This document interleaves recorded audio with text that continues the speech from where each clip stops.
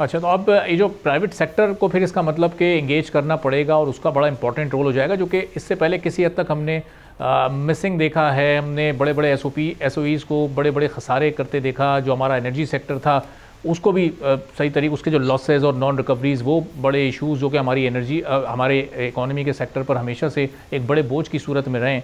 तो ये अब रिवाइवल की जो आपने बात की, तो ये कोशिश तो हुकूमत ने की है एनर्जी सेक्टर को उसको प्राइवेटाइज, जो इस वक्त प्राइवेटाइजेशन की पॉलिसी है उसको लेकर आगे जाकर रिवाइवल करने की, लेकिन अभी तक कोई खातिर ख्वाह हमें कामयाबी नज़र नहीं आई है। तो अब वो रिवाइवल वाला मोड और ये प्लान की एग्जीक्यूशन, ये दोनों पैरेलल चल सकेंगे? जी बहुत मुश्किल है। देखिए, पहला फेज था मैक्रो इकोनॉमिक स्टेबिलिटी का, जो पाकिस्तान ने काफी हद तक अचीव किया है और उसका हमें बिल्कुल क्रेडिट आईएमएफ को भी देना चाहिए और इकोनॉमिक मैनेजर्स को भी देना चाहिए। दूसरा फेज होता है कि अब आपने इसको, जो इकोनॉमिक ग्रोथ है, उसको साउंड फुटिंग्स पे कैसे डालना है। ये मैं रिवाइवल कहता हूं, सस्टेनेबल रिवाइवल। हम कभी भी अनफॉर्चुनेटली सस्टेनेबल रिवाइवल नहीं कर पाए। हम एक बबल बनाते हैं और फिर हम आईएमएफ के पास दोबारा चले जाते हैं। यहां एक पॉलिसी गाइडलाइंस और पॉलिसी फ्रेमवर्क का फुकदान दिखाई दे रहा है कि आपने इसको कैसे रिवाइव करना है। देखिए ना, you need to pick winners. अगर आपने आगे बढ़ना है, आप सब काम नहीं कर सकते हैं।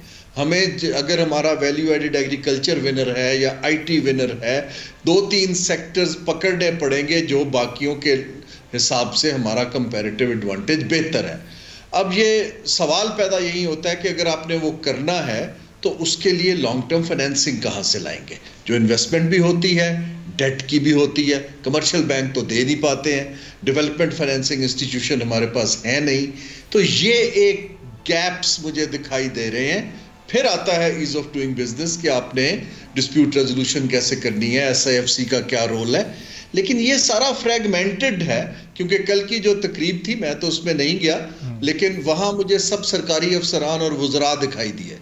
मुझे वहां पर एक तो सूबाई रिप्रेजेंटेशन लिमिटेड थी, बट मुझे उसमें प्राइवेट सेक्टर को तो फ्रंट सीट पे होना चाहिए था कि हम लीड कर रहे हैं और हमसे मिलके ये आगे चलेगा। क्योंकि ये काम हुकूमत ने करना तो नहीं है, काम तो प्राइवेट सेक्टर ने करना है। सो ये एक, जब सेंट्रलाइज प्लानिंग होती है, मैं बिल्कुल इस पर सिनिसिज्म नहीं कर रहा हूँ, पॉजिटिव सजेशंस दे रहा हूँ। देखिए, हिंदुस्तान ने 2014 में प्लानिंग कमीशन बंद कर दिया था, क्योंकि सेंट्रलाइज प्लानिंग का रवाज ओल्ड सोवियत ज़माने से चला आ रहा था। आज के ज़माने में डेलीगेटेड मॉडल चलता है, जहां आप डायरेक्शन देते हैं और इदारे मजबूत करते हैं जो अपनी प्लानिंग करके आगे चलते हैं। लेकिन चलें, आपने एक डॉक्यूमेंट बनाया है तो अब उस डॉक्यूमेंट की ओनरशिप और डिलीवरी की स्ट्रेंथ बढ़ाने की ज़रूरत है। सब्सक्राइब करें और बेल दबाएं ताकि कोई खबर रह न जाए।